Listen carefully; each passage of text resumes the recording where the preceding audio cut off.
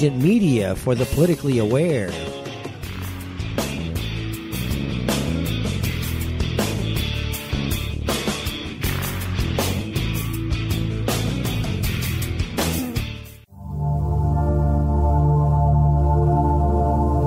Welcome to Sacred Matrix, a divine paradigm of love and universal consciousness, with your host, Janet Kira Lessin and Dr. Sasha Lessin.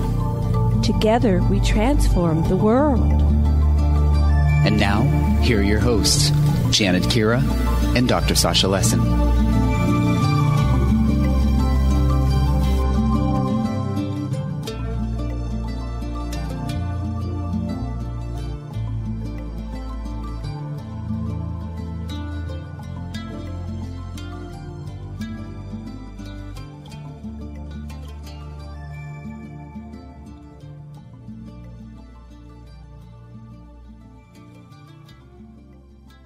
There you go. You are live, Janet and Sasha. Okay. Hello, everyone. Welcome to the Sacred Matrix on Revolution Radio at freedomslips.com.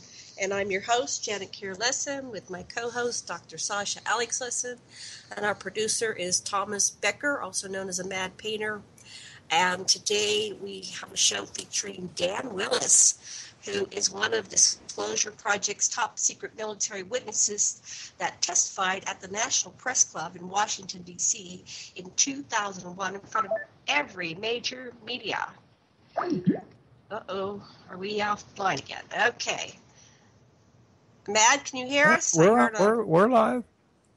Okay, I just heard a very strange sound. Like I took us out of the other conversation so it wouldn't get messed up.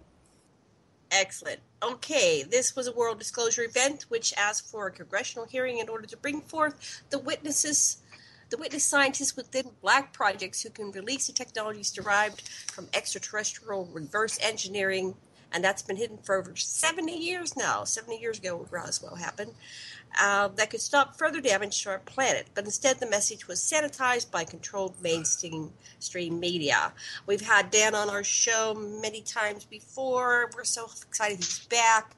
We're going to talk about all kinds of wonderful things. And we have a page for Dan up on aquarianradio.com. Please do take a few minutes during your busy day and go over and look at that and see who this amazing man is. Go ahead, Sasha. What would you like to say? We're really interested in the secret space program. So many people from so many different angles have corroborated each other's stories, and we see different parts of the picture from every direction. And so I know you've been putting it together too, and so we really would like to know what the bigger picture is that's emerging in your mind about just what is the secret space program, what's going on. So, welcome, Dan. Oh, I have no idea. No, I'm just kidding. Cool. Well, we thought you had all the answers. But what are the people? Hey, it's good to be back on with you. Yeah, we're glad you're here. Well, you must have some ideas. You're an incredible researcher. Speculate. We like speculation. Well, there's there's so many indicators of the validity of the secret space program. We had, besides Nazi Germany, developing it in the 30s, and by 1954 in October, we developed anti-gravity. We're about 2 decades behind Nazi Germany. There's just so many indicators. Anybody who researches into it, it just makes sense. One of the things I got involved with after the National Press Club back in 2001, since we were attempting to bring forth the scientists within these unacknowledged special access black projects that could prove that we've had a solution to get off of nuclear oil and coal for over 70 years, since the Bush administration denied a congressional hearing, not a big surprise. Dr. Greer set up a corporation, and we had a database of about 300 inventors. And I flew around the planet with Professor Ted Loiter, meeting some of these scientists and inventors. I did this worked with them for a couple of years and did on my own, total over 10 years, meeting with scientists and working with them. so many have received, well over 5,000 have received national security orders, which means that anything that can give us a solution has been deemed a detriment to the national security of the United States, according to the gag order that these scientists receive. And if you look at how this came about, it came about through a secret system that the U.S. patent had called the Sensitive Application Warning System. It's been active for some time, which means that any solar panel that's over, I think 25% efficient, or anything that's, quote, anti-gravity, or, anything that seems to violate the known laws, right, of physics, automatically gets slapped one of these national security orders. So, we have to keep filling up gasoline for our cars and dealing with dangerous leaking nuclear power plants and, wearing face masks because of the coal. We heard that they have... Wait. You can talk next. Dan, we've been interviewing a lot of secret space program people, whistleblowers, people who've been in the 20 and Back program. And, that's been in place for a long time. They're not letting any of these new technologies out that could actually heal the planet and cure diseases and increase human longevity, etc. So looking at that, to me, I'll just say me, it seems there's some kind of terraforming project going on here with an agenda to, keep us short-lived, perhaps the depopulation bomb to wipe out the population, because we're looking at situations now with the newest hurricane and one coming inland soon in the next few days. The mass. Here's Houston, the fourth largest city in the United States, and it's just massively destroyed. So, what do you think's going on based on that? It seems like maybe forming it for their own agenda, but go ahead. Yeah. I think there's a war going on behind the scenes that the mainstream media is not letting us become aware of. When I was looking at, studying Tompkins' material extensively, and collaborated with Dr. Sala on some of the Freedom of Information Act documents. We have, 320 and Back. You had, Michael Ralph came out, then Randy Kramer, then Corey Good, and they all claim to be 20 and Back. And of course, you're not gonna come back with documentation or proof with something like that. Right. But William Tompkins, who, interestingly enough, Admiral Hugh Webster back in 2001, told Bill Tompkins, Bill, he wanted to check to make sure it was okay to release some of the stuff because he's talking about classified, operations. And he said, yeah, Bill, tell it all. It's most important to our country's future, to tell the whole story. And, my involvement with the Disclosure Project happened because of not only, because of the Lawrence Rockefeller initiative, which got Clinton to try to look into the stuff, which James Woolsey was denied access, which brought Dr. Greer into a meeting, which that was back in 93. And then in 97, when Dr. Greer with astronaut Edgar Mitchell met with Admiral Tom Wilson, who was the head of Joint Chiefs of Intelligence, for the Joint Chiefs of Staff. I mean, that's pretty high. Showed him a list of these unacknowledged special access projects, which, curiously, I back in 93, the first meeting with Bob Lazar coming out of Area 51, a little town called Rachel, Nevada, right outside the base, I met with him, John Leard, about a dozen people there.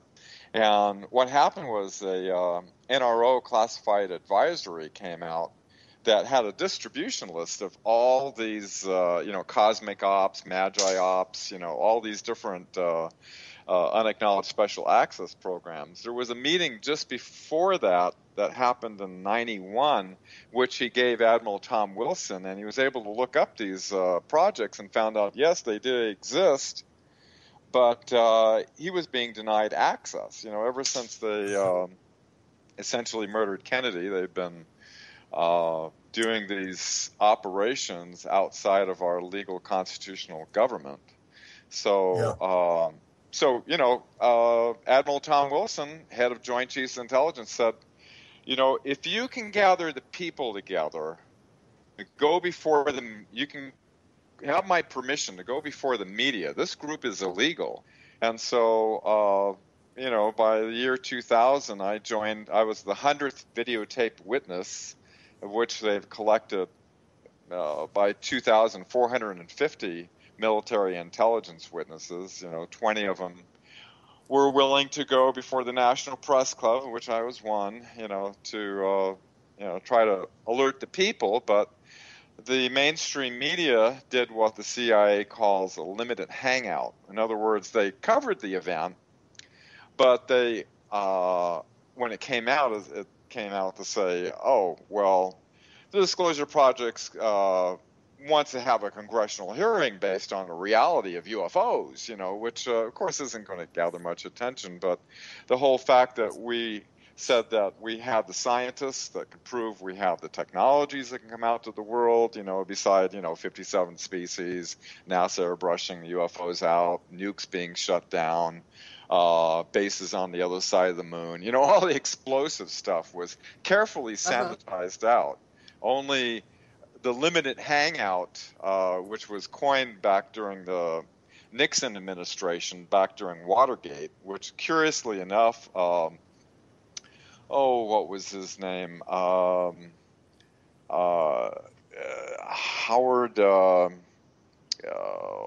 anyway, the CIA guy who was in charge of the thing, he had an interview with that before he went to jail on the whole thing. And he said the main reason they were trying to cover up on the T. Hunt, it was Hunt was the name, said that because of the alien presence, that was the main reason why Nixon got taken down with the whole Watergate thing. So anyway, the limited hangout procedure is very effective. So what did Nixon do that the alien presence took him down? Was he talking too much, or was it the other? What was going on? That they? You said that they Nixon down because of the alien presence. Can you explain that correlation? What you just said there? Well, we have apparently, Nazi Germany entered into an agreement with, according to the indicators, it's hard to get absolute proof on this, but there's so many indicators and witnesses that talking about it that they entered into an agreement back in 1933 with the reptilian race down in Antarctica. And then it wasn't until, Eisenhower had the meeting in 54 at Murdoch Air Force Base. And then by 1955, apparently, this brings into the secret space program. And apparently they entered into the agreement with the same group the Nazi Germany entered into with the industrial military complex that Eisenhower tried to warn us about, that only an alert, knowledgeable citizenry, through the alternative media, could be aware of this kind of stuff. But what seems to happen is that, I think Tompkins was right on, and his documentation that backs up who he is supports, his testimony. Bless his heart, he just passed away during the eclipse. Right. Anyway, what was happening was, back in 1942, when there was like 5 disks that were extraterrestrial origin that were unmanned, the War of L.A., right. 2 of them got shot down. One went to the Army Air Force, the other one to the Navy. The Navy took it to China Lake, and the Army Air Force took it to Wright-Patterson, and they did the reverse engineering operations. And all this was under the control of the RAND Corporation in Santa Monica, or the Project RAND, rather, But what happened was the Air Force believed it had jurisdiction over everything in the skies, and the Navy, just anything that floats out in the water, right? So General Hapgard, what was the name, I believe, one of the Air Force generals working with Project RAND brought in a huge amount of money. What this effectively did was push the Navy out, and the Navy went into its own secret program while the Air Force basically dominated Project RAND. And then 1948, 1949, it then turned into the RAND Corporation. This was about the same time that they suicided James Forrestal, because Forrestal wanted to release the information, and the Air Force, Lee May and the other ones, they vehemently didn't want that to happen. And so it seems that ever since that time, leading up to about 1955, when they entered into an agreement. One of our witnesses, General Lovkin, who was on Eisenhower's staff, knew that Eisenhower was losing control to the corporations, and Eisenhower was speaking about it, and then saying that it's not going to be in the best of hands.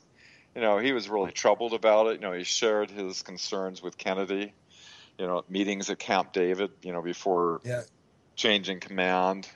So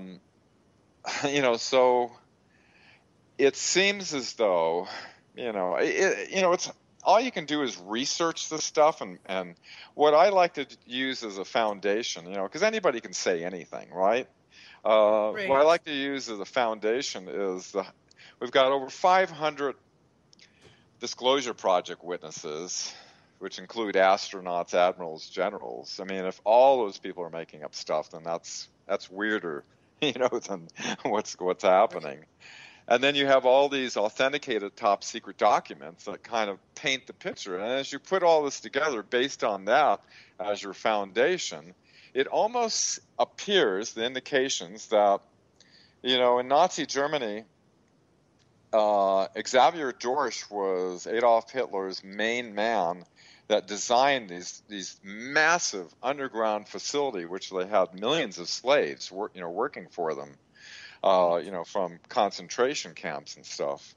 And Operation Paperclip, they brought Xavier Dorsch over right after the war and started the quote underground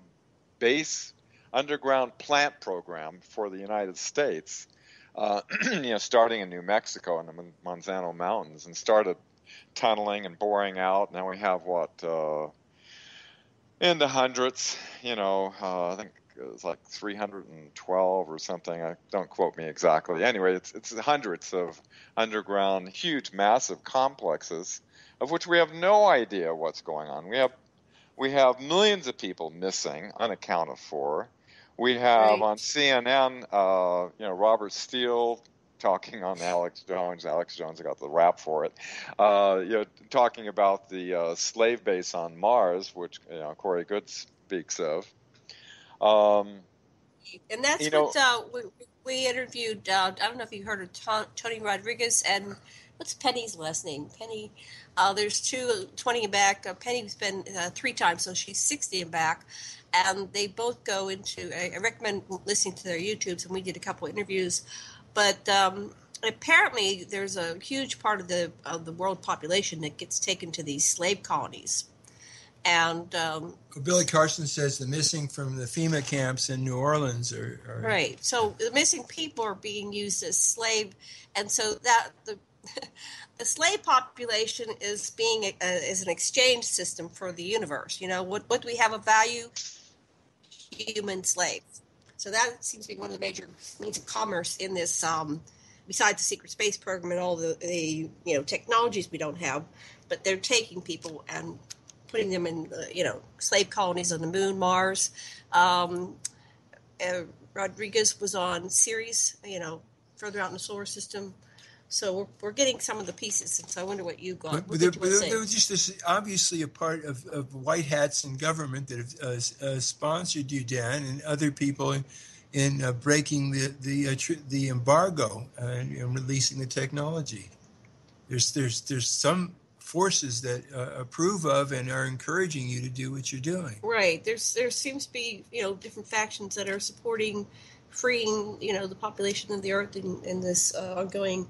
It's not just child trafficking; it's just human trafficking throughout the planet and into the whole solar system, and maybe beyond. So anyway, I just wanted to add that's what we're discovering, and that's part of what why Eisenhower was compromised, because apparently there was a higher force that came and said the Earth doesn't really own the Earth, we own it, and it's not just abductions for the purpose of the normal abduction experience for the hybridization process and experimenting on humans, but we're taking people and they're not coming back. Slave trade, yeah.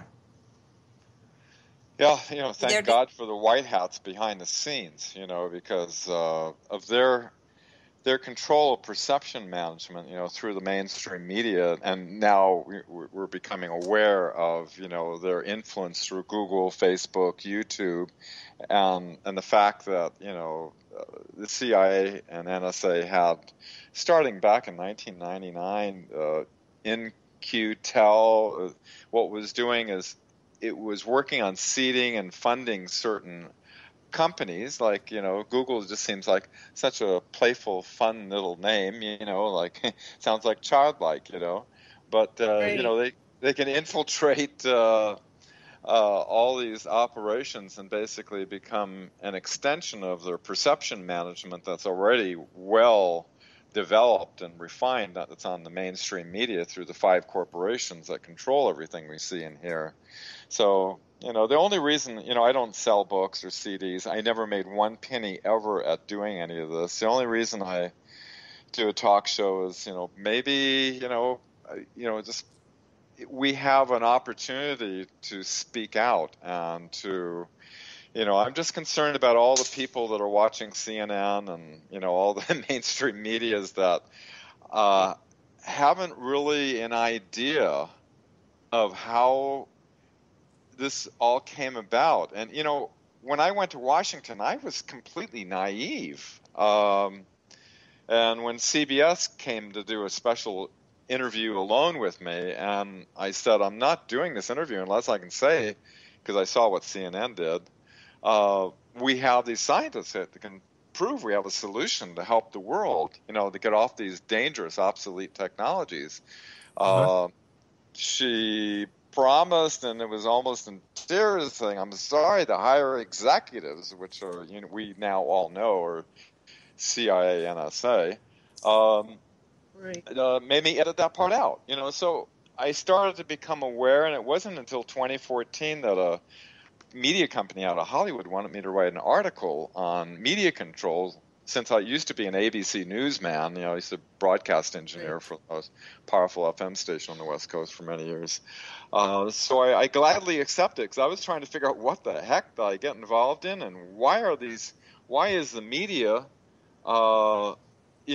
so carefully making sure that none of the really explosive information that would definitely get anybody off their couch and think, what the, it's like, sanitizing this out. And so, I had to put together a chronology, and I put it up on the webmatrix.net. And the article was called, Who Controls the Agreed Upon Reality Through the Mainstream Media, and Why They Fear Disclosing the Truth About the Extraterrestrial Reality. And it basically was an education for myself, based on these documents and witnesses, and then my own firsthand experiences as I traveled around the country, the major cities where we set up, thing for the executive briefing, and I saw how the network affiliates in every major city, purposely made fun of it, using the giggle factor, and so. Right. So that's kind of like, being an ex-ABC newsman, I feel like the perception management that they're doing to the entire planet is what needs to be exposed. Because, if everybody knew exactly what was going on, humanity wouldn't put up with it. Yeah, it seems to me that what we really are dealing with, that the press is culpable of accessory after murder, because that's what's behind not just disclosing about the ET presence and the misery that not having the technology has caused, but the direct false flags and other things that have been done to divert our attention. It means that the press, knowing damn well what's really happening, has covered it up, and they're part of this mass murder. And we just have to have some kind of truth and reconciliation to ever get past this crap. Absolutely. So it's important what both of you do on the alternative media to help get this information out. And, as the secret space program whistleblowers, including Tompkins and Good and the rest of them, are saying, is that there is a split that happened between the Air Force and the Navy, and that it seems that the Department of the Navy, you have high levels, and that includes, the Marine Corps, which is under the Department of the Navy, is filled with a lot of white hats that are attempting to get the full disclosure out so we can stop this vicious cycle of deception. Deception doesn't do the whole of humanity any good, but if they're trying to put a spin on it through the Air Force, through different media outlets and, maybe Tom DeLonge on some of his information, thinking, coming from high-level Air Force officers, this has got to be the real stuff. But there's actually a great fear that if the true story comes out, there'll be tribunals of crimes against humanity if the full thing came out. So, there's this little thing going on, and it's really a sad loss that Tompkins was 94, but Well, I wanted to look a little bit more into Tompkins' role. What he had his book selected by extraterrestrials. I think it came out 2 years ago. He managed to create a great level of awareness, but I don't think all of our listeners know exactly what Tompkins represented and what he was able to accomplish. I wanted to talk about that. But, just one thought on this.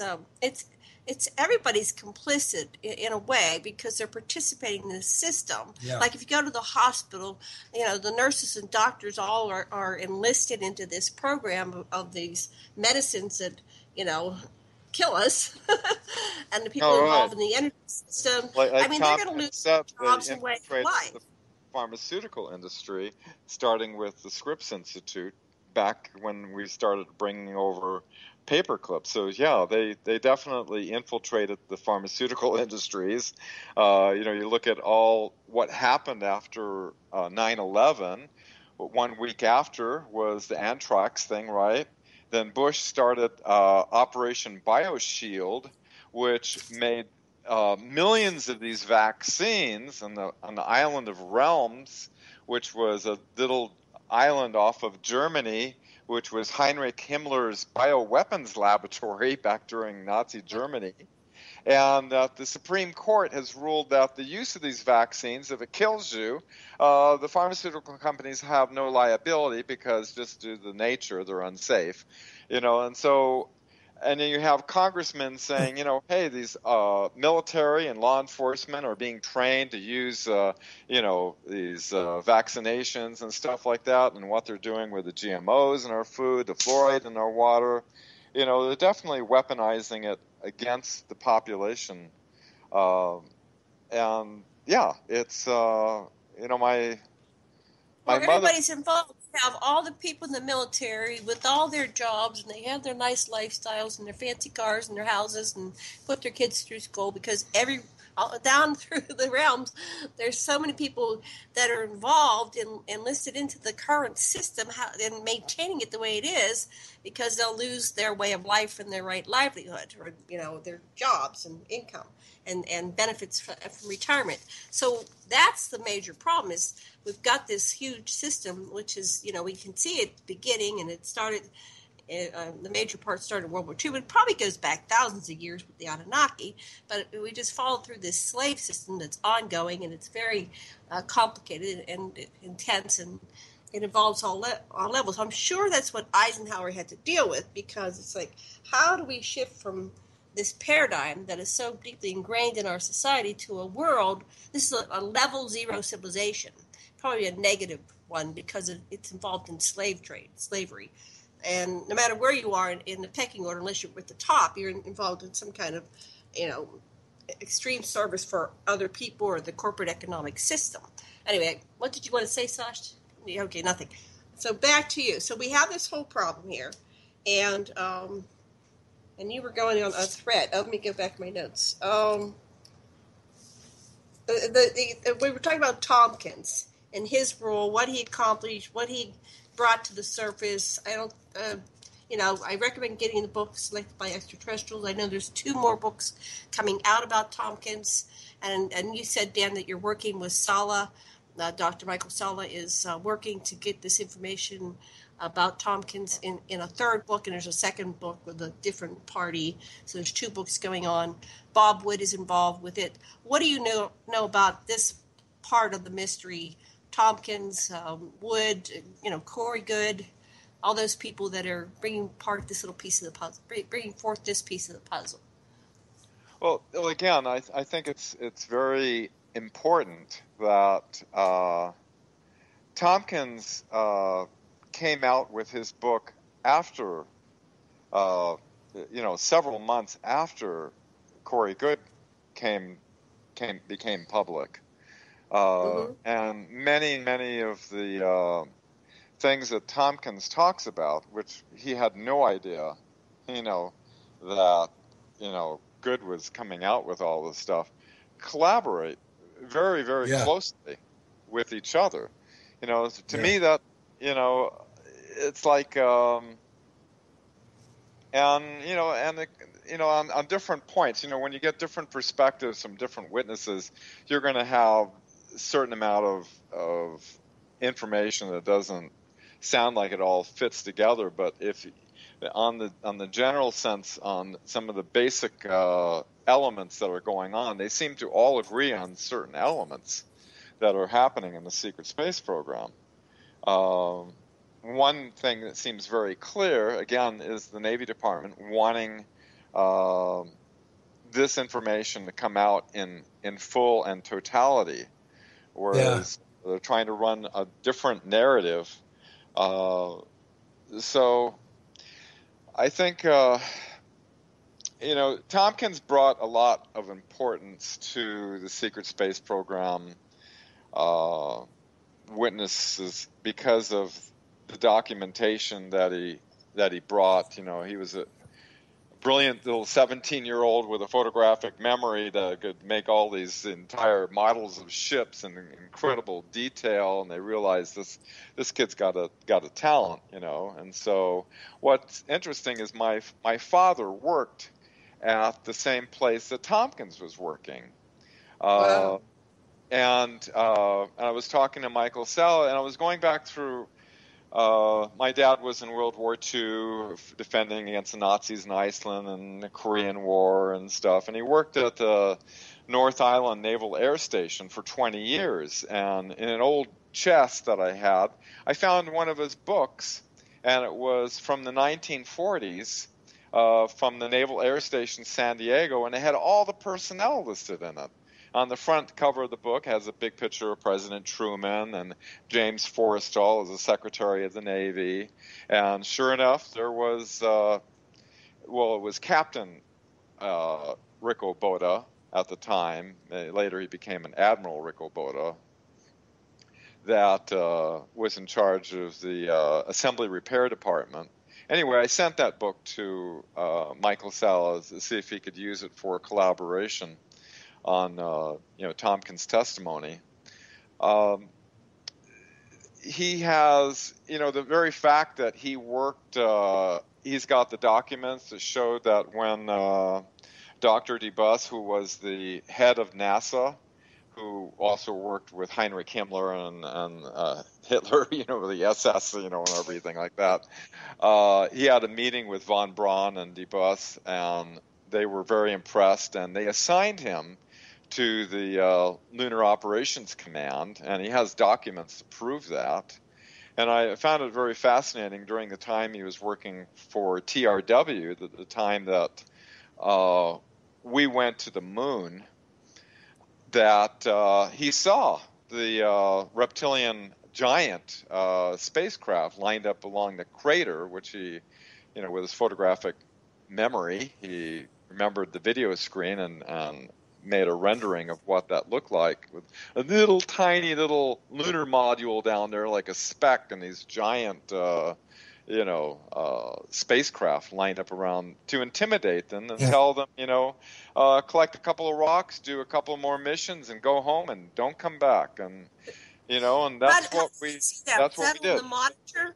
Was that on the monitor that was beamed back to Earth from the moon? Yeah, exactly. Yeah, they had a live video feed, but the people of Earth, they said, a camera overheated, and so the video dropped out, right? But in the meantime, ham radio operators, I'm a ham radio operator back in that time, I wasn't tracking the moon, but the very fact that they had to have a very directional antenna pointing at the moon, disputes anything that, people said, they just did low Earth orbit and they never went to the moon, radiation and all that. No, we did go to the moon. They were able to pick up the signals, and hearing Neil Armstrong and said, "Oh my God, they're huge," and talking about the alien spacecraft. Yeah. So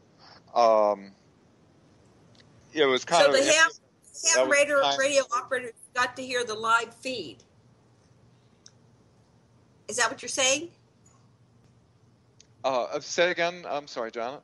Did you say that the ham radio operators got to hear the live feed, or they just got the signal? I'm sorry, I got confused there. The people of Earth were watching the astronauts jumping around on the moon, which I think some of that video feed was from Stanley Kubrick's. They had to have something to drop in case something like this happened, and so. Okay.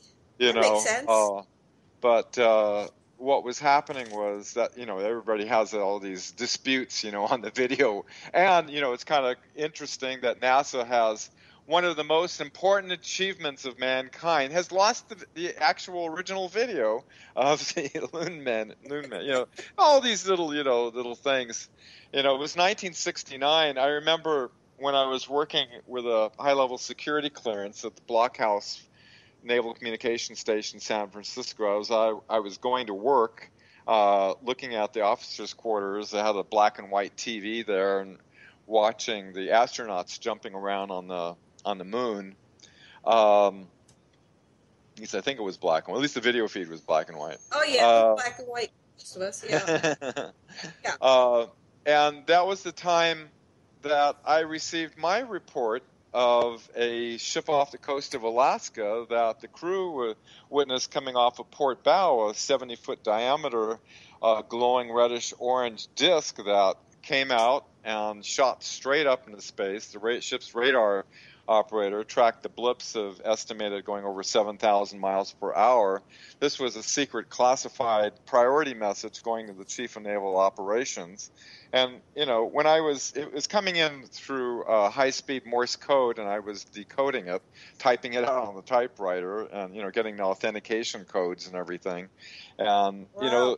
I took thousands of messages, and that's the one that I thought, I want to go to the Xerox machine and make a copy, but then I thought, oh my God, it's 10 years in prison if I get caught. It's not worth it, So I just kind of remembered the best I can. That was a long time ago, So I contacted the Office of Naval Intelligence. I had several particulars. It was from a USNS ship, which is a U.S. Navy supply ship.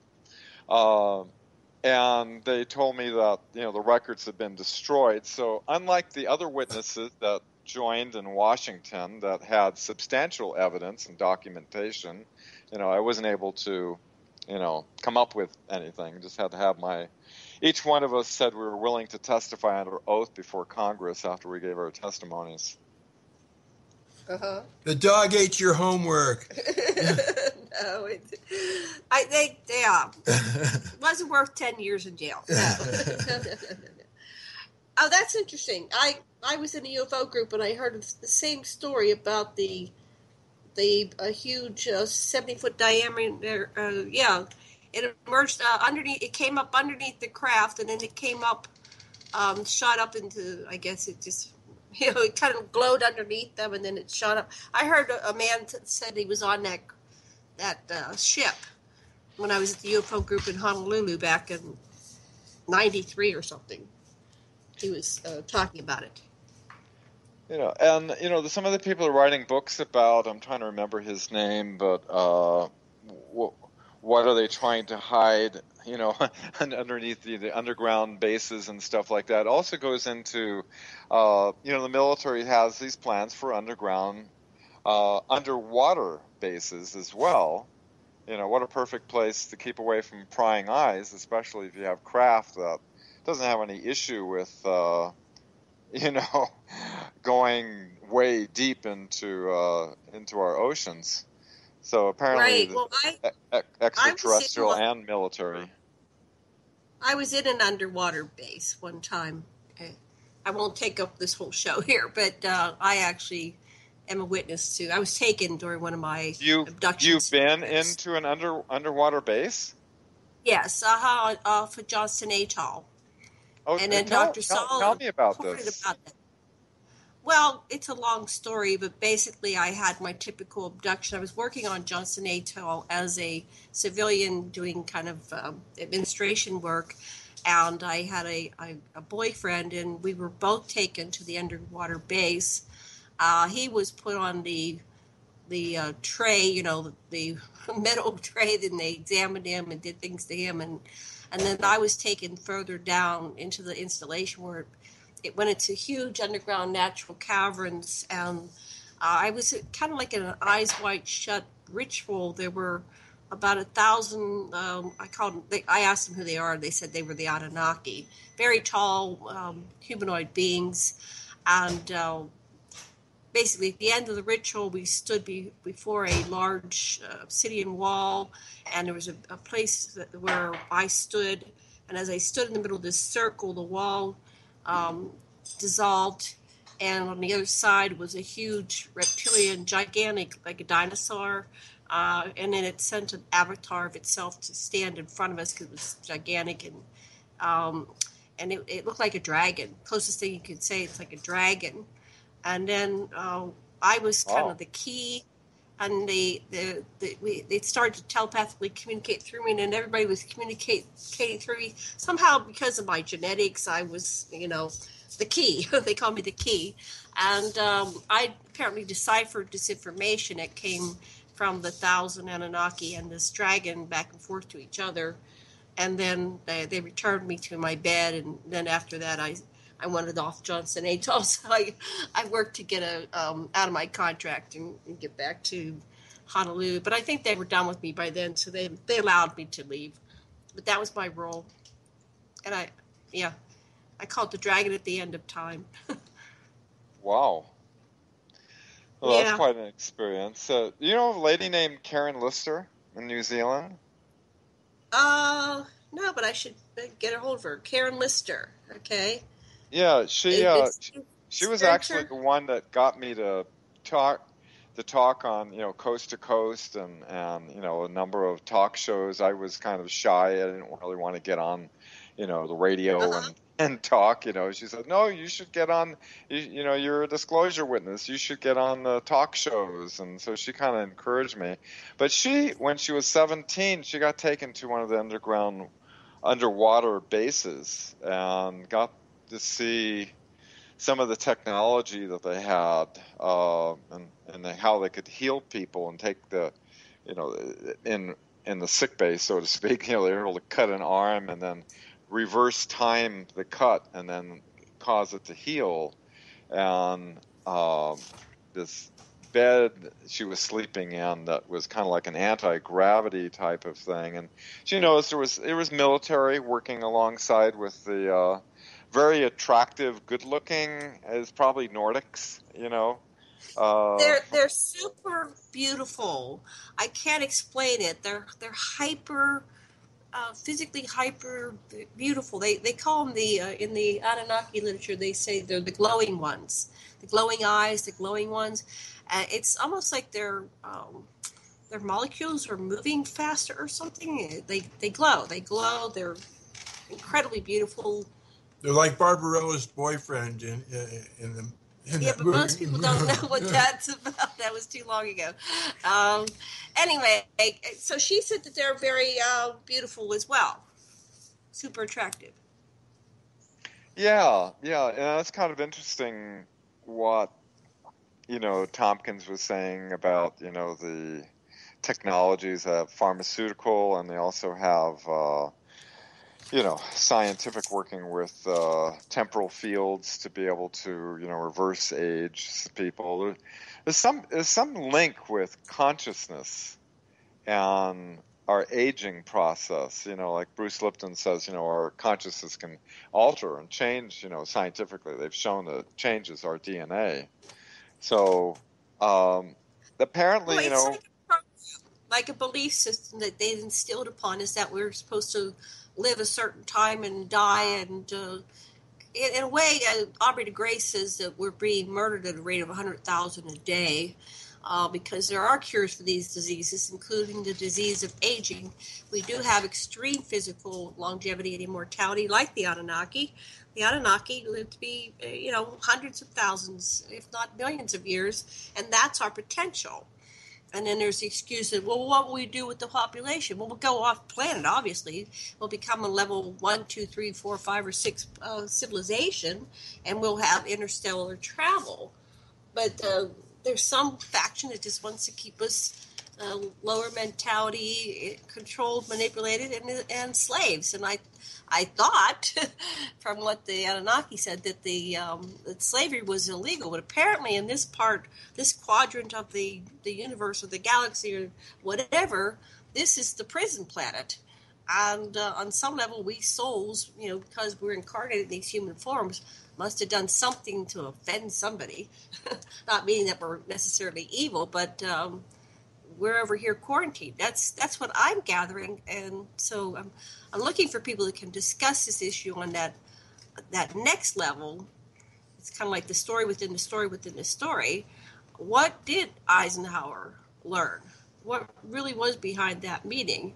Is there anybody out there still alive that could come forth and tell us what happened behind those doors? Yeah, because apparently what he was told was that the reptilians own this planet. This is a colony, reptilian colony. That's why we have the reptilian DNA within us, because that was an agreement made many, many, many, many years ago. And like it or not, they get to take their own. We are their, project, and they get to take us and do as they will. That is the United States, and the Nazis made an agreement to work for the greater Draco Empire. That is what it boils down to. I don't know if that's true or not, but that's the hypothesis. All right, this is what we're getting, but who knows what's actually true. But the only reason I think, all of us, I think we're all in the same line. We want to see the suffering stop on this planet and the deceptions exposed. And so the deceptions are what's causing the, I had to go to combat action in Vietnam because of the deception, because of the Gulf of Tonkin thing, all these false flags. Yeah. That are happening on this war, and these needless wars, and these people suffering, and the report from Iron Mountain that came out in '67 that said that and LBJ just hit the roof, had it suppressed for all time, because it kind of exposed the whole plan, which Werner von Braun did as well. That they're going to have one situation after another, just to keep continual conflict and war that keeps the powers that be in control. And, right. This has got to stop. But how do we do it? It's like we're on on a train that's lost its brakes and it's going down the mountains, and we can't seem to stop this accelerated process. It's just, I'm 63 years old, and I watched my poor World War II father, who served in Italy, who helped liberate, Auschwitz, or the Italian Auschwitz, and his whole life he was in PTSD. He was very retracted, and I did what I could to bring him out, but he was shell shocked, and here we're doing it generation after generation. We're just we're taught to be patriots, but what, like John Lennon said, what's that about? We're taught to kill people that we don't know, that are across the planet, and now we do it remotely with drones. It's insanity. But where are those? Every generation has their war, and so many young guys, in the Middle East, coming back with the PTSD, it's like, oh man, it's if they were able to release the technologies, there'd be places. There's enough room on this planet for everybody, and if we release the anti-gravity, we could probably move on to other planets. But the thing is that we have just, only because there's this veil of secrecy is the only thing that's keeping all of humanity on this planet from realizing the technologies that have been suppressed and hidden all these years, that could, so many things are fabricated and pitting us against each other, that religions don't seem to help much on all that. Well, they're part of. I mean, there's some real things behind religions, the consciousness and spirituality, but the dogma and the particulars are part of the control mechanism, the psychological manipulation that keeps us pitted against each other. And so we have, this patriotism and these different races and the different religions that separate us. And then even within the UFO community, we had this MUFON conference, and we had, the people that are experiencers and in the secret space program were against the nuts and bolts people like Richard Dolan. And so everywhere you go, people are using this trauma, division scenario to make a hype, to sell tickets, apparently, or to finance wars, which just keep us feeding this corporate machine. And this is why the first CIA director, Admiral Hillenkotter, said, tried to want to have open congressional hearings because of the, quote, dangers of secrecy. And then Kennedy, if everybody's aware of his speech regarding the dangers of secrecy and the secret societies, which ironically, nothing but 33rd degree Freemasons and the Warren Commission said that there was no conspiracy involved with his murder. Right.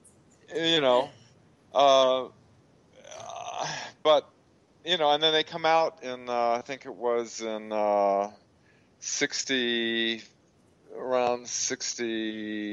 in the 60s anyway, with a document that tried to get the CIA to use the term conspiracy theorist, against anybody that comes up with alternative views. And they've been using that same old technique all these decades later, and now they're using, fake news and all these other things, and there's indications that, the main outlets that we have, Facebook, YouTube, Google, and everything, they're changing their algorithms, they're doing everything possible in order to, as Edward Snowden revealed with the GHCQ documents, where the sock puppets, trolls, and shills manage our perceptions to hide their operations. So what can we do? And why are they even letting us talk about it? They control everything, but they're still allowing us to talk about it. Jim Marrs says it makes them feel really strong that they can let us blab and we don't accomplish anything against it. We don't influence policy in the least. Yeah. Yeah, well, that's why we do these alternative media talk shows. But, it does feel like we're preaching to the choir, because the people listening are obviously fairly savvy enough that they've done their own homework and researched it enough that they are past ET 101 and that they... Right. And then past secret government 101. There's more of them. Yeah. We may be effective, and we are coming up on a break, which will be in about a minute or two. But it seems like we're preaching to the choir, yes, but it seems like the choir's growing, and we are effective in some way. But it makes me wonder, are the powers that be so arrogant that they don't care that we increase our numbers? But then what you said is that they're changing the algorithms, and I don't know. It's very confusing. I wish somebody would come forth and explain it a little bit more what's going on here. But if you just look at it, you observe, we're still talking. And these shows are growing. Well, they're working on it. They're desperately working on it. There's a whole lot of websites that have monitoring of their traffic. And all of a sudden, since March of this year, since Google, which controls YouTube, all of a sudden their traffic has all of a sudden dropped dramatically. Yes, that's happened to me, yes. So it's happening right now. I don't know if Freedom Slips and Revolution Radio has been on their new algorithm for, we definitely don't do hate speech. We picked it up back about 5 minutes. Thank you. See you soon.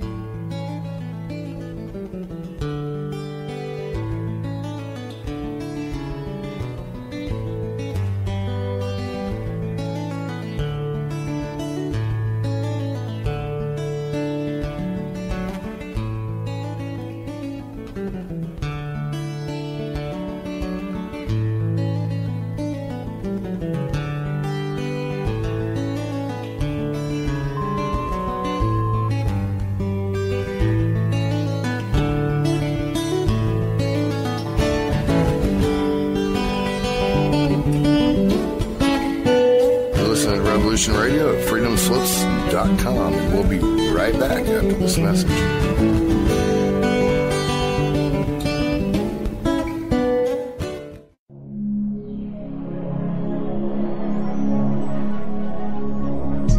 Ladies and gentlemen, can I please have your attention? I've just been handed an urgent news story, and I need all of you to stop what you're doing and listen. Hey folks, Captain Nighthawk here. Do you have a favorite host? Well, imagine if you will having all the broadcast shows from 2013 to listen to anytime you want. Awesome deal, huh? Anyway, so stop by freedomslips.com and order the entire 2013 library of your favorite host for just $30. Not only do you help with the station funding to keep us on the air, you also help the host because they get half of the net on every order. Also, we have Revolution Radio's all-time favorite shows all on one disc. The details are really broad, so you'll have to visit the website and go look at the details yourself. It's, again, www.freedomslips.com/season2013.htm. And get your favorites. First come, first serve, 7 to 21 days for delivery. Thank you. This is Revolution Radio, freedomslips.com, where information never sleeps, including me. Later. We've got to stop them! They're going to kill us all!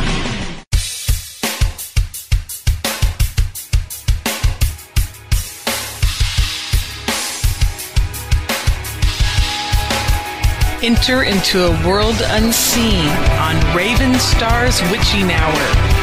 You will encounter eclectic topics from the realm of spirit brought into our matrix of truth.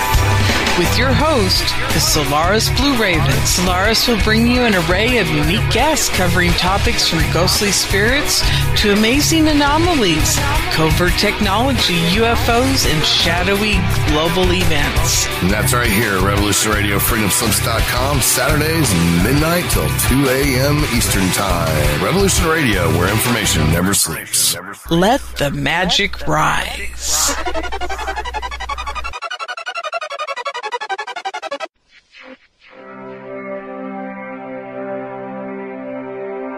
Most guys freeze.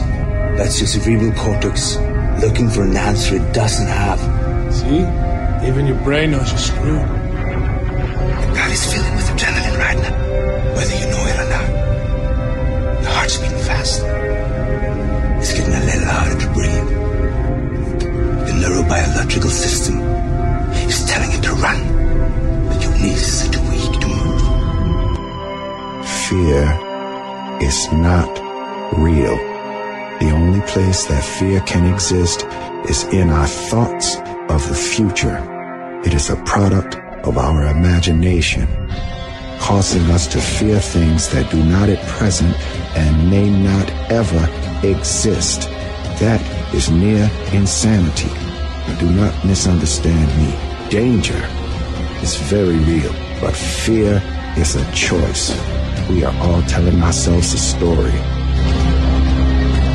You're listening to Revolution Radio at freedomslips.com. 100% listener-supported radio. Reporting to danger. Unafraid. Right here, where information never sleeps. Revolution Radio.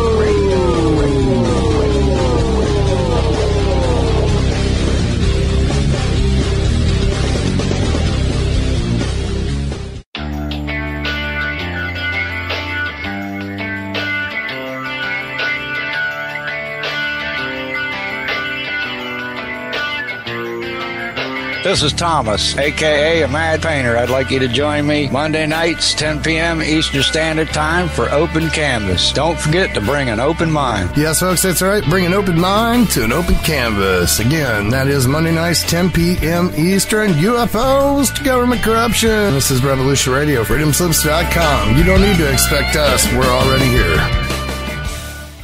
The opinions expressed on this radio station, its programs, and its website by the hosts, guests, and call-in listeners or chatters are solely the opinions of the original source who expressed them. They do not necessarily represent the opinions of Revolution Radio and freedomslips.com, its staff, or affiliates.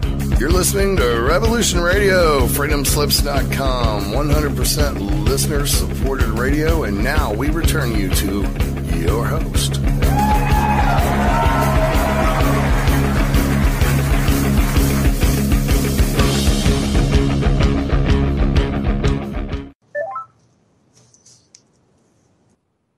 You have it. That shouldn't have played. Go ahead. Janet? We're back. Where's our drum roll? Okay. I put the wrong one in. I'm sorry. Okay. Oh, my gosh. Okay. It's relevant. We're back.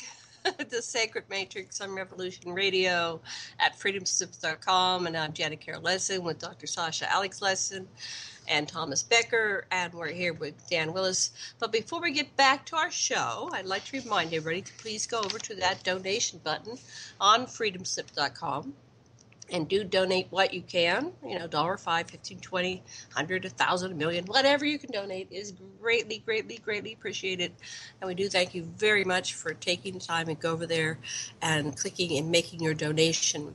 And a Mad Painter, Thomas Becker, where are we? Did we meet? Oh, we got about $70, but it's only the third, so. Right. Did we make it last month? We do want, yeah, we just made it last month, so we do hope to maybe have an excess at the end of this month. So get off that fiat currency and pass it on over here. All right, sounds good. Okay, Sasha, you want to say something before we bring back Dan? Just so what we were looking at is the possibility that when the Nazis either had their own hovercraft or were in league with people that did, they made an alliance with the United States to bring over Nazi scientists and who to the United States, and basically they've infiltrated all levels of government and business, and they have an alliance with the Dracos. And on the other hand, we have the Navy, who has been tipped off by actually some kind of good forces, the real ladies helping Thompson and the good Tompkins and the good and the White Hats to try to save whatever's left of what the ideals of democracy. We get people like Randy Kramer and Andy Bishago and you, Dan, who are like ambassadors of the good hats. And it just sounds like it's almost like us below, so above, too. There's all these alliances and slave colonies and all the junk going on in space that's going on here on Earth, too. And I don't know about this higher civilization stuff because it sounds like they're at it, too. What do you think, Dan? Back to you. Yeah, well, indeed. Yeah, Andy, it's interesting. Andy Bissaggio, I knew Andy back in 2004 before he went public. In fact, he wasn't even known. And in fact, I was hiring him for his lawyer services. And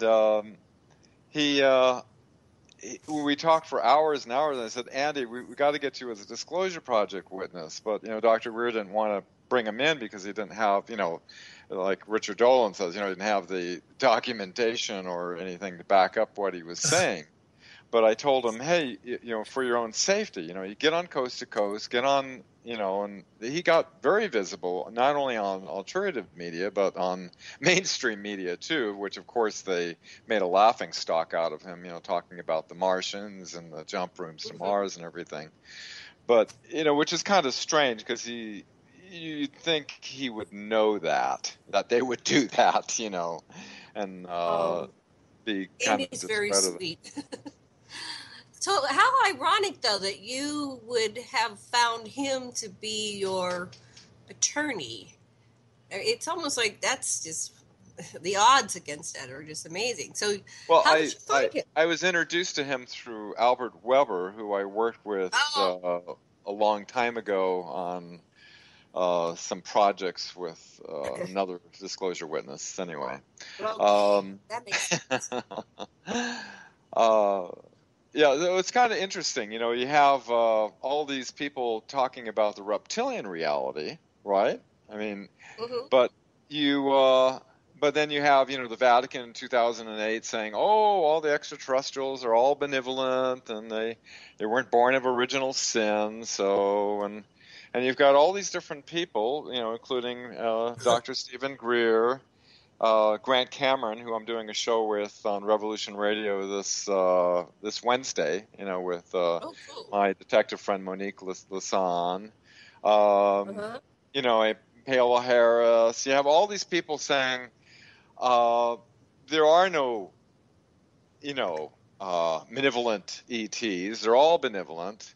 But, I ask you, of anybody, how do you know that? And what do you base that on? I don't know for sure anything. And what information source do you have that I don't have that you're able to confirm that reality is true? That's my question to all these people. Maybe they have just not been. Dr. Greer has his sources, which is considerable. He has a number of sources, but that doesn't mean that all of them have been read into all these secret programs, which are highly, highly unacknowledged and, compartmentalized into the whole structure. Right. So not everybody knows everything that's going on. So to say that you know something for sure doesn't go over with me. I don't know. I think there's enough witnesses that have. And that one lady, I'm trying to remember her name. She was on with David Wilcock on Cosmic Disclosure. You probably remember her name, but she saw, a reptilian being. She was in the Air Force, interestingly enough, right? Air Force, reptilians, right? So, I've seen reptilians, and there was one that I interacted with for many, many, many years, like from age 4 to about age 12. And then I decided to take a different direction because I kept running into him when I went in the backyard through the alley. But I originally perceived him as being very evil because his energy was very high and different than the other extraterrestrials that I had been interacting with. But when I went into regression and hypnosis, I realized that he was not evil. He was just trying to communicate with me, and his vibratory frequency was not in alignment with mine, and it felt really weird, and so it scared me when he was trying to telepathically communicate with me. But and I've interviewed people that have had sex with reptilians. So you actually had a face-to-face interaction? Ongoing, yes, face-to-face, ongoing relationship with a reptilian.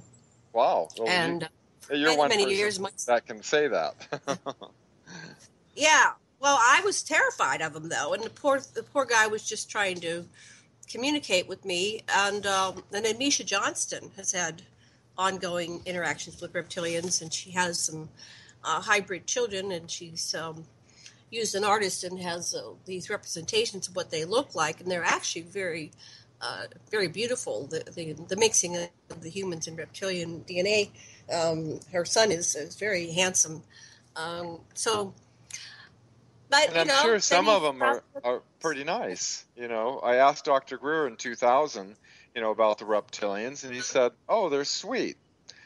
So I'm sure some of them are nice, but to discount to say that there is not a reptilian agenda working with the industrial military complex of the military. Oh, yeah. I wouldn't rule that out. I think they're just as complicated as humans. Sash wants to say something. Oh well, Stuart Swerdlow, who. He's in contact with a Syrian, a regular contact. Basically, got the message that after the Council of Hatona, when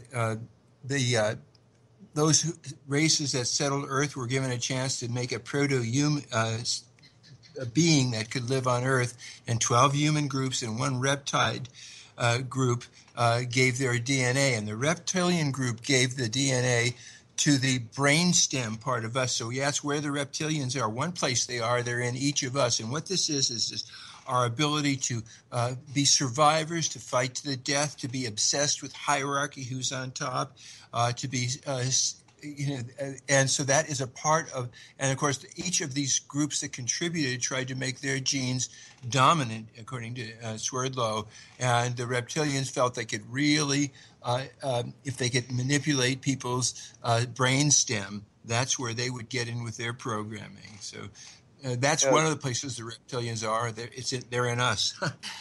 Yeah, that makes sense. Yeah, we have a little bit of Nazi reptilian in all of us, don't we?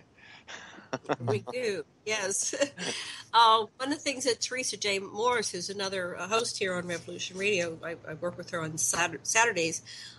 She says that she was a commander on board of a large craft outside of Mars that had a million personnel, and they were guarding a wormhole, and there was a being that was, they called it the Wharf, they were Wolfen, and they would come through and they would absolutely destroy any planet, totally rape it and leave it a charred cinder, nothing left, no life left at all. And so that was the other polar end of the continuum of existence. The polarity was created, good and evil, light and dark, to create this continuum upon which we play out this passion play of life and existence. And we define ourselves by what we like or dislike, what we're in polar opposite of. And so the beings that were on this craft that she worked with, they had no ability to defend themselves. They couldn't hit. They couldn't kill. And so they needed to have soldiers. So the humans have the ability. We can kill. We can hit. We can perceive ourselves as self and not self. These extraterrestrials on board the ship are so high and enlightened that it's difficult for them to separate one from the other, because their skin encapsulated substance. They're not as thick-skinned, so it's more permeable, and they're more psychic, and their consciousness, more automatically merged because they are telepathic, whereas we're not telepathic, so we can perceive self and not self and apparent other. Does that make sense? Yeah. It's they have like a group mind. Yes. And it makes me when you think about, the control, one thing that kind of perplexes me, I think Professor Joseph Farrell's addressed this. Here you have Nazis infiltrated, right? And they took over the mainstream media. They took over control of the education, rewrote what happened in the World War II, took over Hollywood starting in 1951 with The Day That Stood Still, and Operation Mockingbird. And it basically took over control of our perception. And then you have, obviously, they speak about the Khazarian mafia, and the connections with that in controlling. I don't want to sound anti-Semitic here or anything, but Hollywood be controlling by the Jewish elements, and the mainstream media and everything, and so. It doesn't seem like Nazis and Jews really get along together, but there seems to be some collaboration within the cabal of different.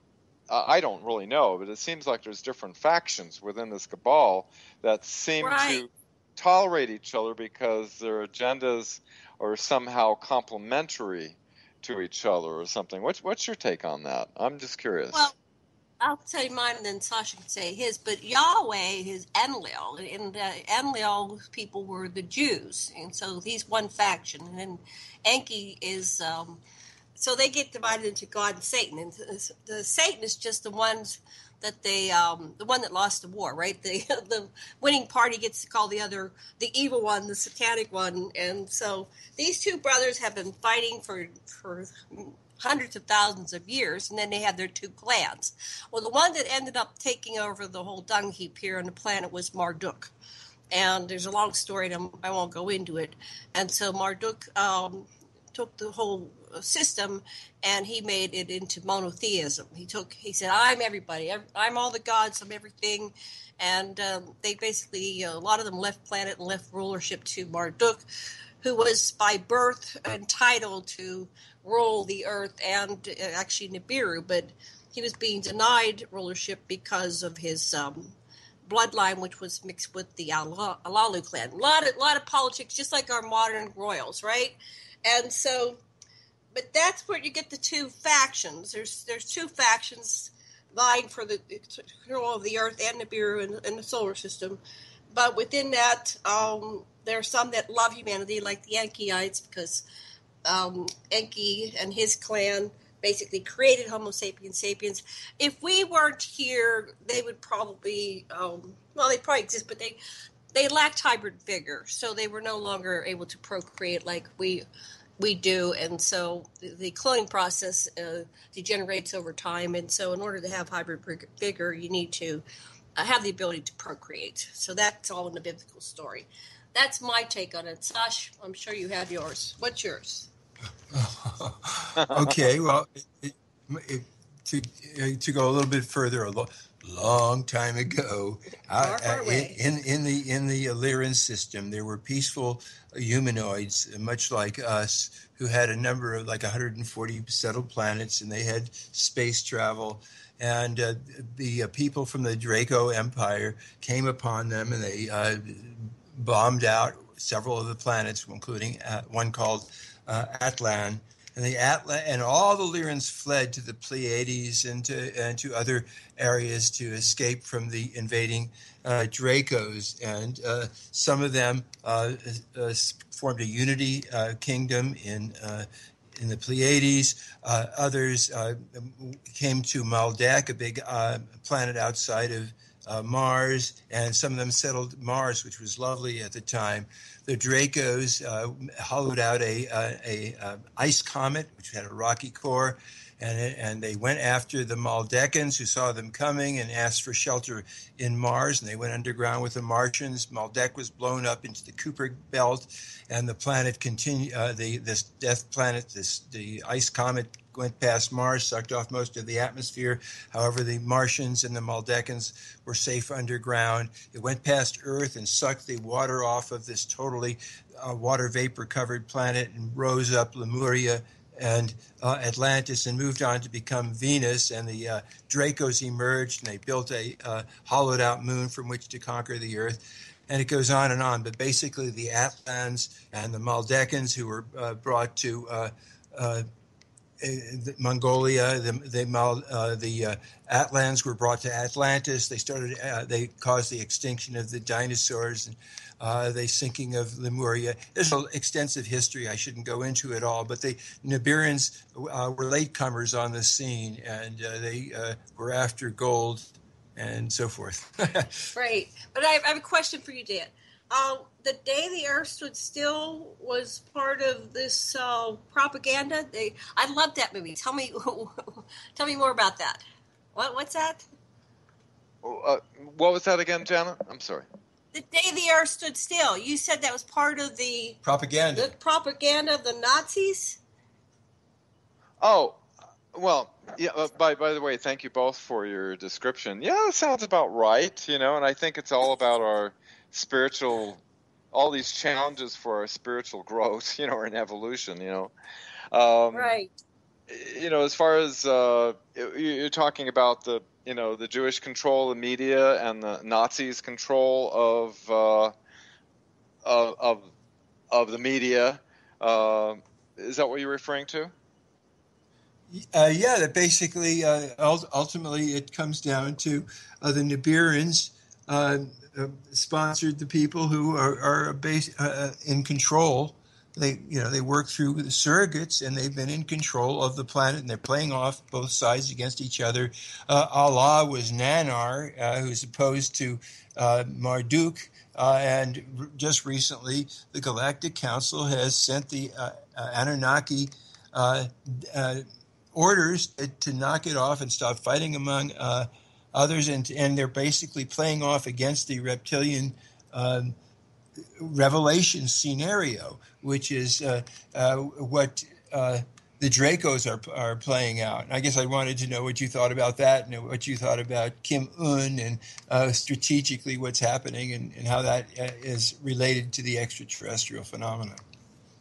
Well, interesting. Kind of keeping up on what Corey Good is saying on some of the stuff, saying that we're on a timeline where we could go either way, where the future could go not so good, where we just become slaves to a reptilian empire, or we become liberated, and we become aware. And it seems that the control of the media. You're just watching. I just sort of observe them. I don't really. When I watch the news, I don't watch it. I just sort of monitor it and see what it's trying to say. And look at all the media and all the stuff that I say to my wife Rebecca. I said, looks like more kill and hurt human programming going on. They're constantly putting these images into our subconscious because they know the power of our co-creative collective consciousness to affect and change reality. And I think this is the thing they're attempting to keep secret. As far back in 1957, all the major universities, they took out about the powers of human consciousness, and it's only in little fragments that people go into quantum physics and study this type of thing. But as far as being in the mainstream education, it's totally vacant. And I think it's because they are concerned that we become aware of the power of our consciousness to affect this reality and the future. Because you're not going to do it through, writing your representative, which I naively thought when we went, from city to city. In fact, I stayed up all night with a programmer friend and pizza, and we wrote a program to fax all the president and all the representatives and senators. And I even found a database to contact all the foreign embassies all over the world. And so we had about 30,000 faxes that came in from going to the major cities. And I put them all, the responses from the senators and congressmen and the president. I told people, if you get a response, send it to me. I'll put it up online to see how they're responding. And I put them up on, the webmatrix.net. And you can read what they all said back in, this was before 9/11, it was like after 9/11, everything went off the radar. But it became very, very apparent that they all had been indoctrinated, obviously, of CIA directors and the heads of Joint Chiefs of Intelligence are being denied access, along with presidents, which we had proof from 2 presidential administrations. Obviously, the senators and congressmen are going to be out of the loop as well. And so they were all indoctrinated on how to respond with official letters from NASA and, talking about Project Blue Book, and old stuff like that. So, yeah, it's, yeah, you're not going to write your congressman. You're not going to be able to contact the media. You're not going to. You can protest, and picket in front of things. It's not going to really make a dent because the majority of people are still watching the evening news, which the person is teleprompter. So the programming's coming. It started with the television. There was a wonderful book by Preston Nichols called The Music Through Time, and they had recruited him to put subliminals in early programming, and that's why he said, "Did you ever wonder why you watched the original Star Wars 20 times?"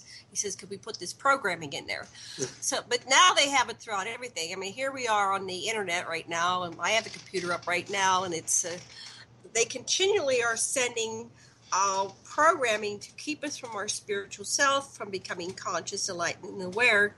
And those who do become conscious, they're like sitting outside of the matrix going, now what? I'm awake, but everybody else is asleep, and it's so frustrating. There are many, many people that are waking up, but what do you do when your brother or sister is still back in that dark box? And their reality is different than yours, and then you get into these fights on the internet and Facebook. I had to unfriend a lot of friends after the last election, like many people, and not tune into it because it was just too harmful to my psyche to endure that level of another level of separation. Every time you think that we're getting where we get separated again by somebody really knows what they're doing. They know psychological manipulation, control, and they keep us managed. We are all being handled and managed quite well. And what to do about it? Sash, what do you think? Stop participating. Exercise nullity to the degree you can. Boycotts are good.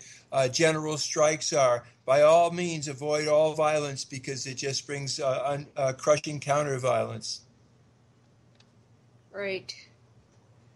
But I think it's normalizing ourselves. Is what they do in their people's consciousness.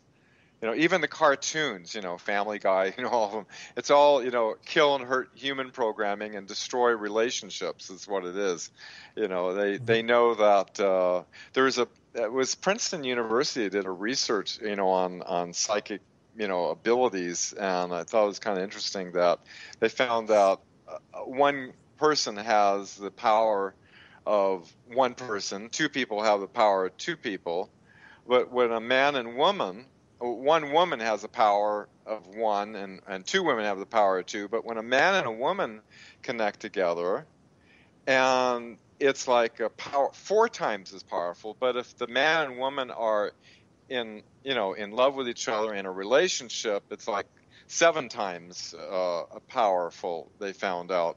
So, loving relationships, all the soap operas that women used to watch, is like nothing but, people deceiving and cheating on each other constantly is in the psyche. And then we have all the crime dramas of, Criminal Minds and all of them, CSI Miami, all these different myriad of crime dramas that are constantly putting imagery of people killing and hurting and, this is like constant 24/7 on the media through everything possible. And then you have in movies, you have, all the apocalyptic movies. So all this goes into the psyche of what's possible, human see, human do type of thing. Wow. So that's where it goes down to that level of controlling our psyche, and it goes back to personal responsibility and what we can do individually. And then we can. That was really powerful about the loving connection between a man and a woman. Yeah, Like there's something, universally, when you look at it. I used to work with Dr. Robert Beck, who was researching on the ELF brainwave that the CIA was doing. And the Russians were doing the over-horizon radar, the woodpecker signal back some time, and it was heterodyning against our energy grid, which is 60 hertz. Theirs is 50 hertz, so they were immune to it. And it was falling within psychoactive windows that would cause the liquid crystals in the brain to go into entrainment within 4 seconds. And what he found was that, and I when I was working with the Naval Electronic Engineering Center on military satellite equipment and stuff like that for about 13 years, I was setting up and making these oscillators. I introduced Dr. Marcel Vogel to Dr. Robert Beck, and that was an interesting exchange. But what happened was the old Navy chief who worked at White Sands with me, who said World War III happened a couple of times, but the ETs got shut down. He was working out there when von Braun was there. He was trying to wrap up the satellite equipment, something you can do in sleep, right? All the time. We've did this for years. I accidentally put the oscillator on the frequency that causes the left and right hemisphere, the man and woman, the male and female within us, to desynchronize, which causes spatial disorientation. He was trying to wrap this thing. I had no idea what was going on because I didn't know it accidentally got set. Perfect double-blind experiment. He's trying to wrap this thing, and he just threw his hands down and says, what the hell is going on here? It's like, and I looked at the frequency counter, and I said, oh, my God. But what he did was he flew around the planet, met with, kahuna medicine men and Dutch masters and all these different, Buddhist healers and all these different people who had talent and their conscious working, and he found that their brain waves, normally the left and right hemisphere, the man and woman within us, is like two distinct different people. If you look at the brain waves, they're very unique. But when he found that when they're in a working state of consciousness, he found that the left and right hemisphere worked together and got in perfect phase with each other as one signal, and it amplified.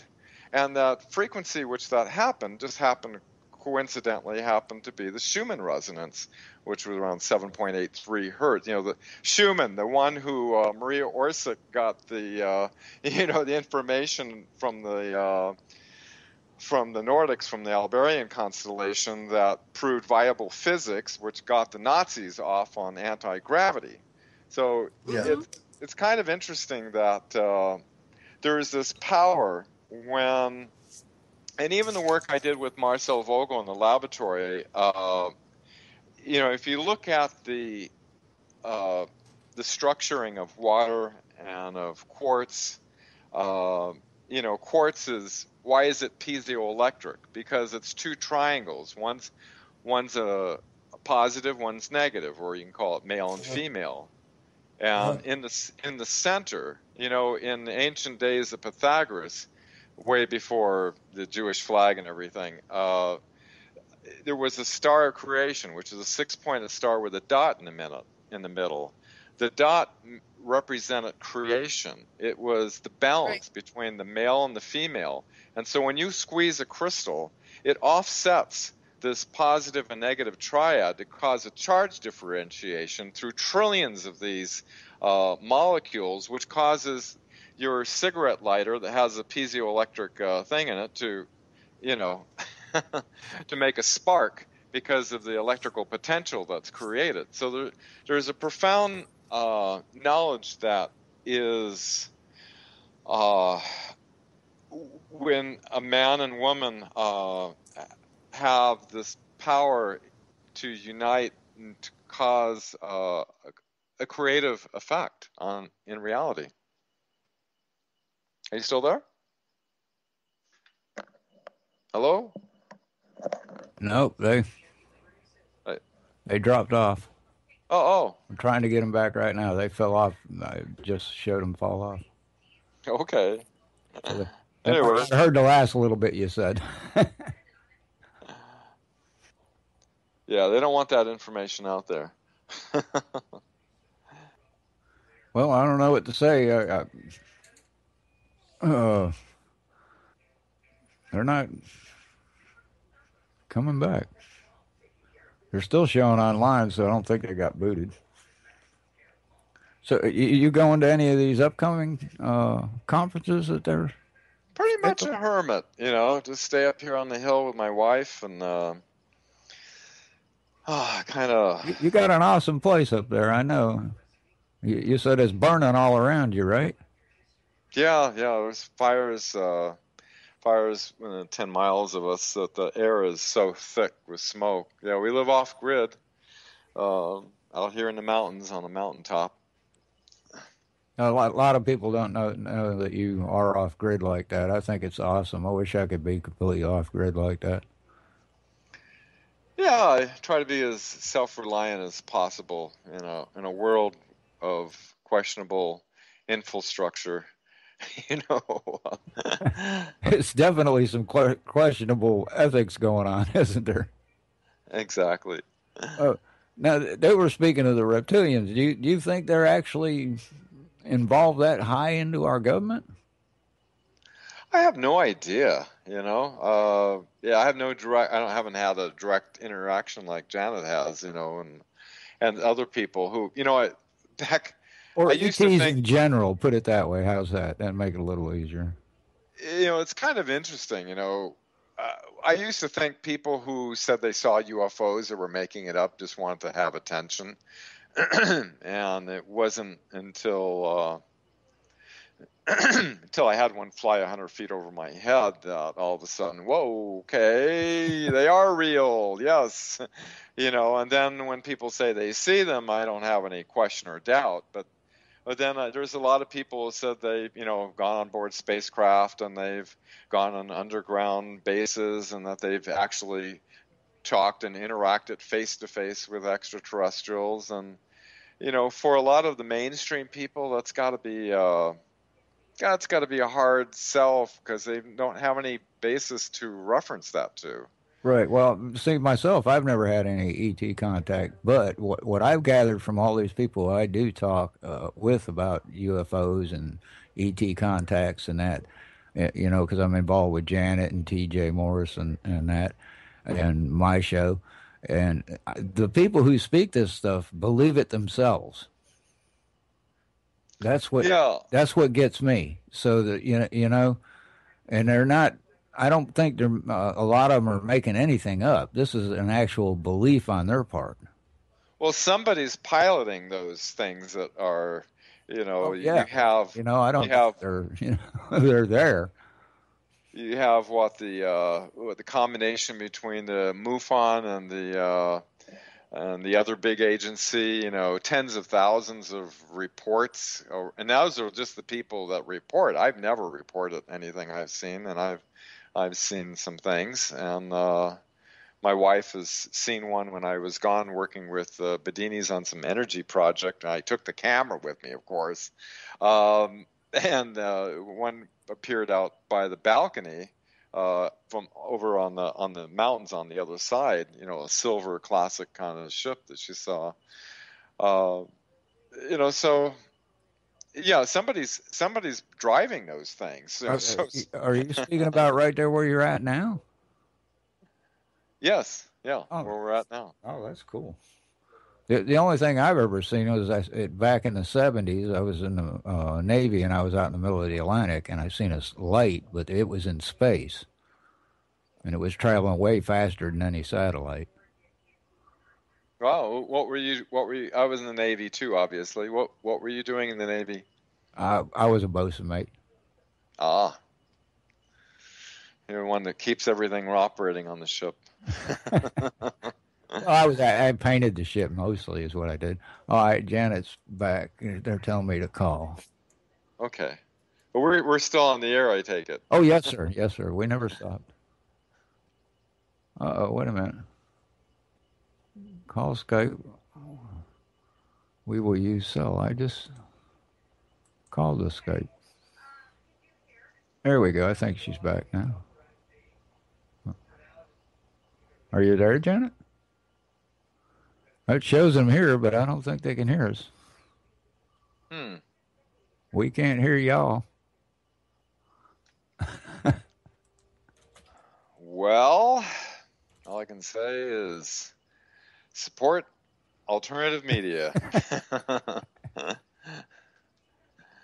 We do our best. Call them back, I guess. I don't know. Let's see. I got a Skype here.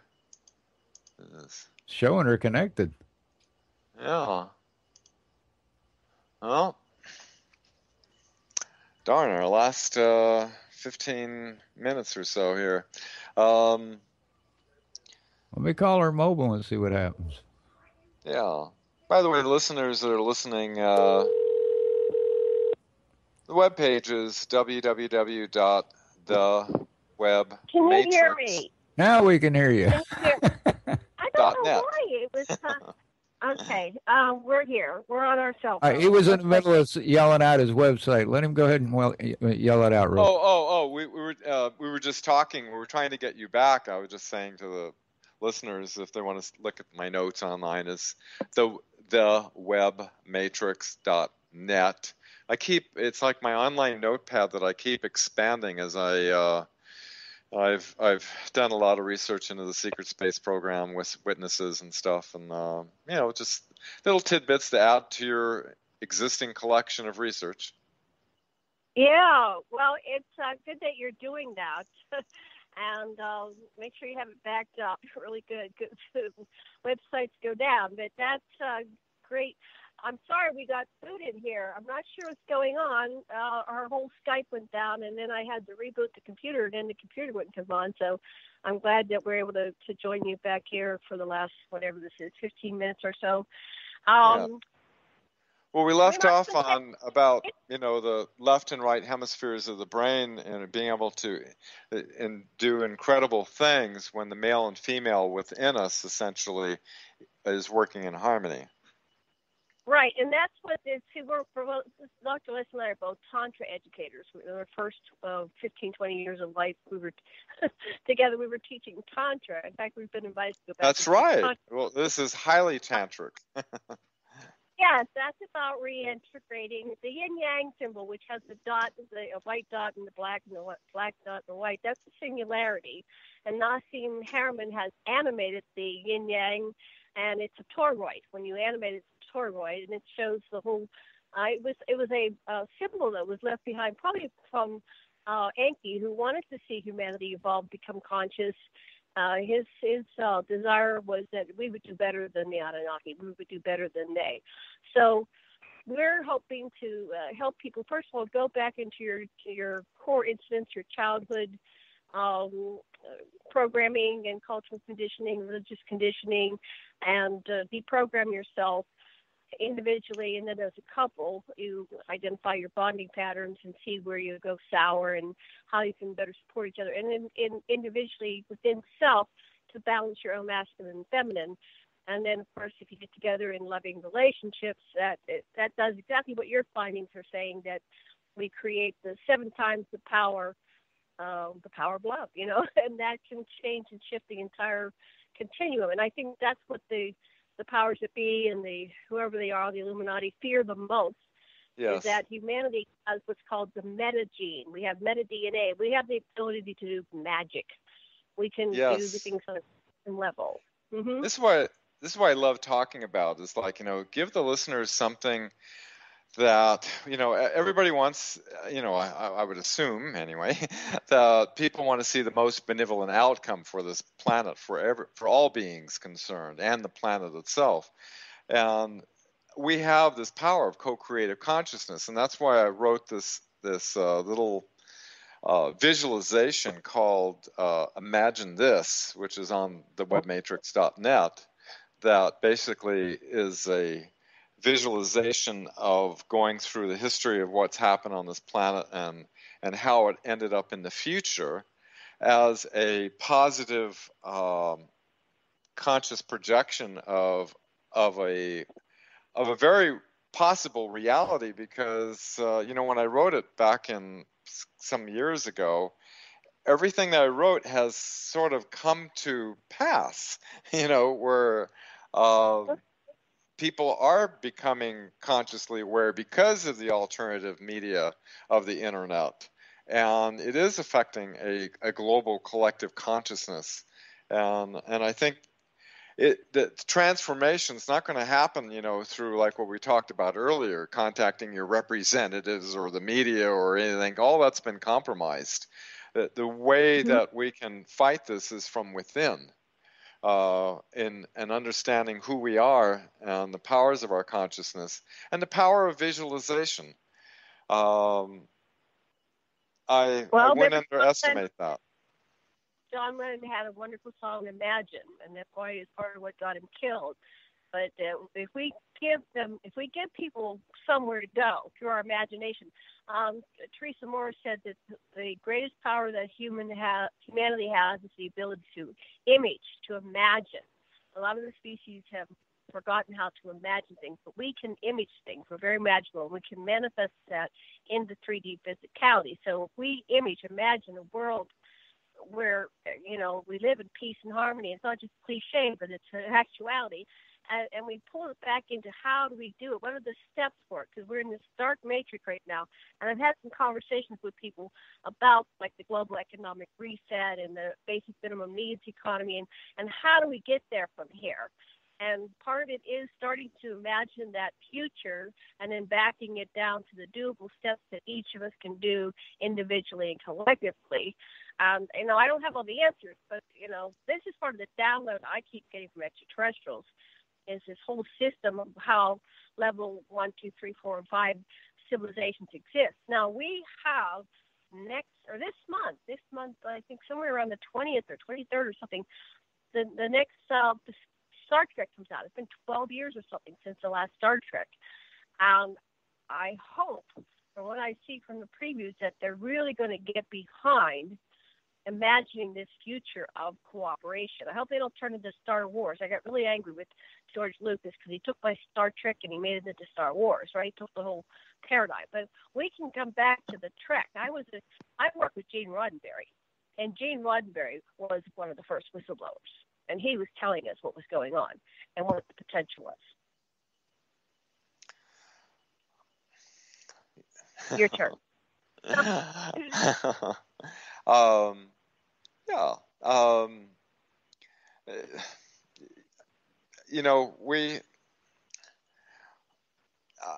I think we're right on the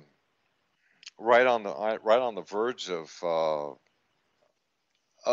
the whole situation going one way or another, and I think we have what we got going for us is the power of that truth has this ability, I believe, to resonate within all beings, because actually, we're all connected to. That's when you douse things to see if something's connecting to the subconscious that knows everything, past, present, and future. The very fact that something's true, it will resonate in any being. But a lie, has this. Where it gets caught up. My mother, was born over in Buenos Aires, so it was English and French. Used an old South American saying that the devil always forgets to put the lid back on the cookie jar. And I think what's happening is we've got so many cookie jar lids all over the place. A lot of people are, seeing these, glitches in this perception matrix that they've created. And I think a lot of people are open, but God, I just hope like the Marines could come in and take over our mainstream media, from the perpetrators that are controlling the perceptions. Right. Well, part of controlling the perceptions to stop, listening to the program. I won't mention names, but some of the people I know are just Fox News programs. They just teleprogram that their reality is everything that they say, and they can't wait to get to sit down, and watch it again because they got to get another dose of it. It's like an addiction, and that's how they walk through the world. But it's not fun. And even those people that are programmed and that are doing the programming, part of them has a strong desire to be conscious as well. What they fear is what they actually want, and they want to evolve and grow and become enlightened and reconnect with Source and have some higher level experiences. And actually, they're very brave because they played the dark side. They have played the villain in play, and they were the people upon which we had to, repel against. They became the opposing force, and it's very hard to play the villain. And so we're coming to the end, and I talked to Alfred Weber, who we talked about earlier. We're coming to the end of this yugas, so I expect to see the changes. But towards the end, the polarity will actually expand and perhaps get darker. But when I was 4, I was taken on board a mothership, and I was shown 24 different potential future possibilities for existence, and there were countless others, but these were the 24 most relevant or something. And the dark side was the total apocalyptic, and the planet was blown into smithereens. But the light side was the utopia. But even utopia was kind of boring because there wasn't anything left to do. And they asked me, and when I was there, I was not just a 4-year-old child. I was my eternal self. I had the awareness of who I am from the dawn of my own creation, the dawn of creation, down into inhabiting this avatar and participating as a human in this grand experiment. And what reality do you want to see happen? And so I happened to choose third from the utopia. I thought it'd be nice to have something left to do, right? And then I came back, and that was in 1958. And of course, we had all kinds of people, screwing with the timelines, and we had the Montauk experiments and all those things after. In 63. I guess Montauk people, they did something again with the 20-year anniversary of the Philadelphia experiment, and they took back the timeline. They put it onto a more negative timeline. Whoever that is, I'm not sure who it is, but that's part of Stuart Swervo's story.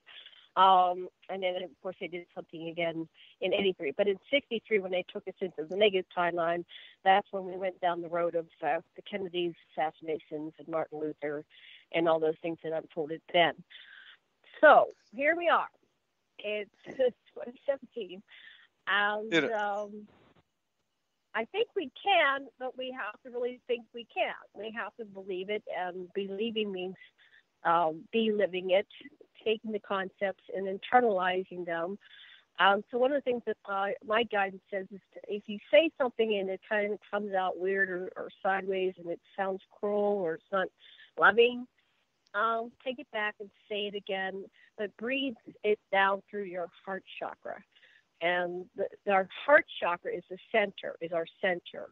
Bring it into your center and say it again. It's like switching the channels. If you're going down, you're watching some bad negative program, just switch it to something light. If you're going down the highway and you want to get out to the exit, which is light and loving, then you have to gradually start getting over there. But you can keep shifting lanes until you get to this objective that we imagine. And can you read your thing, or is it too long? The one about imagination. I agree. This whole planet should be a happy, loving experience. It's not full of the deceptions and everything. Your awareness of where you're at, has taken you some time, and all of us have been, generationally indoctrinated into these false realities. It's, I almost wonder, the full story of it all really keeps its own best secrecy because it's just too much for the average person. It's been generationally indoctrinated in a completely false reality that it's just too. It took me, like several oh my gods, oh my God, this is real. Oh my God, it's like you start seeing all this stuff, and then and the proof behind it. It's not like people are just telling stories. There's documented proof, and there's many, many witnesses behind it. But how to get people, I think there needs to be some type of program that helps deprogram everybody from the bad programming, to get back most of the people on this planet to the full reality that's been hidden from them. Well, I think there is positive programming. Yes. How do we get people back from this negative paradigm into something more loving and conscious? And there are some things I kind of watch different shows like an anthropologist going, what are we doing here? What's the media doing? And there's a lot of I don't watch negative things. I'll check out an episode and I'll go, that's too dark. But there are some wonderful shows out there, which is programming, right? They're all programs, television programs. And a lot of our programming comes from the media. So somebody's waking up and getting conscious. There's a show called Stranger Things, and it's about this child that was part of MK Ultra, and it's like, wow, they're putting the truth out there. She didn't even have a name. She was called Seven, and they used her to go through the different portals and dimensions, and it's that remote viewing and the mind control and child slavery and everything, and it's like it's coming out and it's right there in the media, and they're going, well, somebody's being allowed to tell the truth behind this. So something's happening. It's amazing. Go ahead. Oh, I was going to say, the very fact that we're having this conversation and there's people listening to us, I don't know how many are listening to us, but the very fact they're thinking about what we're talking about too. And all these different minds and more minds, that's why alternative media is so powerful, is that when you think about it, it's affecting the collective mind. Yes, and so everything we do affects the morphogenic field. So if you're sitting there feeling powerless, hopeless, just do nice, kind, loving things in your own life with the people around you, and every act of kindness goes into the field. And if we did it, all 7 billion of us, we would have the reality and potential that we know is potential right before it. It's kind of like the Berlin Wall. Remember, that was one reality we had growing up as a child of the 60s. It was like the Berlin Wall, and there were people that couldn't escape, and we had all these horror stories, and then all of a sudden one day Tom Brokaw was on, and it was over. And we can accomplish the same thing, but it begins with each person. So just exactly. Just acts of kindness in your life and spread it around. Return something hateful with a kind action, like forgiveness. Forgive us all, because we've all participated in this paradigm, which, we actually have a pretty nice civilization, but we don't want to destroy it now. We work together generation after generation and created this incredible world of beauty, and we're trading. We have goods from China and India, and we're all trading. We are one world. And this separation is artificial. If we just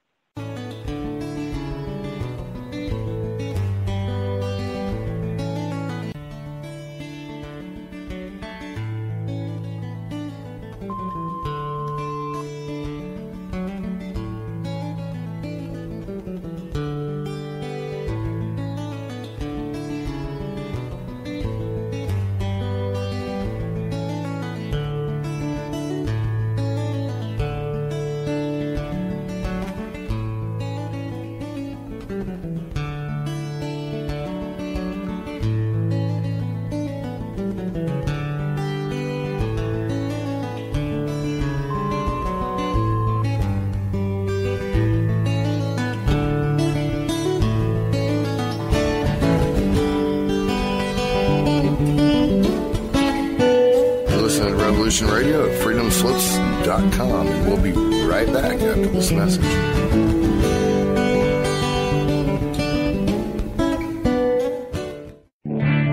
You need some more speed records in this day and age. You need coverage. Coverage? Oh, you mean them little root weevils that crawl around popping off cameras in your face?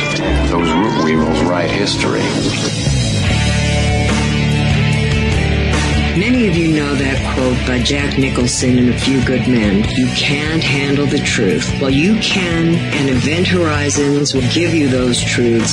So when you're mad as hell and not going to take it anymore from that memorable senior network, you'll know just what to do. We will draw you in and become your news addiction at Event Horizons. Join us Monday through Friday. Have you heard? Metro by T-Mobile now includes Amazon Prime.